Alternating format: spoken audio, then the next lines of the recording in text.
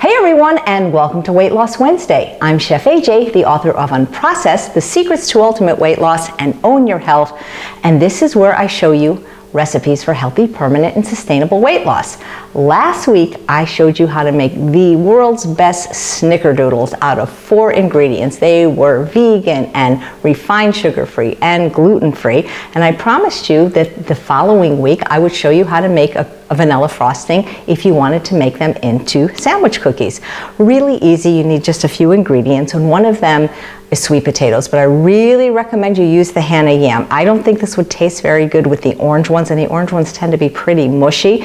Maybe it would work with the Japanese, but my preference is the Hana yam. That is my favorite sweet potatoes. You sometimes can find them online if they don't sell them near you. I'm very fortunate that everywhere I've lived, they've sold them at Sprouts and Clark's and Whole Foods and all the ethnic markets.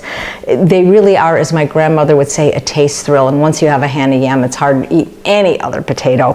But what I like about them for frosting is not just the texture, because it's not real mushy like some of the other ones, but it has like a subtle vanilla taste to it and the color, so it works really well. I often use it to frost my cram muffins or for a carrot cake recipe. In this case, we're going to use it to make sandwich cookies.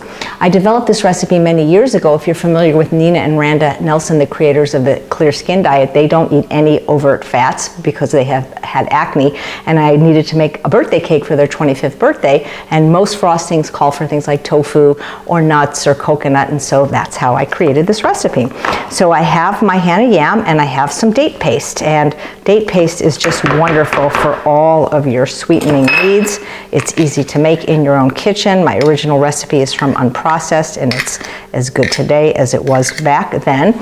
And I'm using 1/4 cup to 1 cup of Hana yams, but you can feel free to use more or less. And I'm just too lazy to get the food processor out. That's probably the best way to do it, to get it nice and creamy, but I just couldn't see dirtying the food processor for just such a small amount. Now, if you don't want to make date paste, you can use organic date syrup. My favorite brand is I Love Date Lady, and she has offered my viewers a 10% discount, which I'll link to below. Realize that date syrup is going to be a little bit more liquidy, so you just have to be aware of that. But what really helps this taste like vanilla frosting is the vanilla bean powder, and you can use a 1/2 teaspoon, or if you really want a nice strong vanilla flavor, use a whole teaspoon. Yes, I know it's more expensive than vanilla extract, and the reason is because it tastes a lot better. Once you've had vanilla bean powder, it's very hard to use extracts. I would rather use no vanilla than go back to using extracts. They just don't taste very good. They're either full of glycerin, which is sugar, or water, or alcohol. They're just aren't good. And I know that Dr. Furman really recommends vanilla bean powder. He sells it on his website. I have his brand, which you have to get quite a large amount, but really what it is it's just vanilla beans. So you're just going to smush this around. And again, this would have been better in a food processor. I don't know why I'm so lazy. I guess because I just don't want to wash stuff, but you're going to get the idea. In a food processor, it's going to get nice and creamy, and you can even add a tablespoon or 2 of plant milk while you're creaming it up if you want. I just felt like I was making such a small amount. I would make a lot more if I was making a cake. That's why I didn't know if it was enough to process, but you get the idea. When you do this in a food processor, it becomes very, very creamy. And you can see it's very spreadable. That's why I don't recommend using too much plant milk if you're going to add it. The only reason I would add it to the food processor is if it wouldn't process. This is really delicious. Here are some chunks of potato, but pretend it was smooth and creamy. So I want to tell you this new storage bags, or I don't know if it's bags necessarily because they're different sizes, but these are amazing. You see, I live in the desert where there's no carpeting, and I have a small dog, and once you break a glass, game over. It's so dangerous because it shatters to smithereens. So I got rid of all my glass, and I got these wonderful storage things. I don't know what they're even called. I just got them. Zip tops. I love them. They go from freezer to microwave to dishwasher.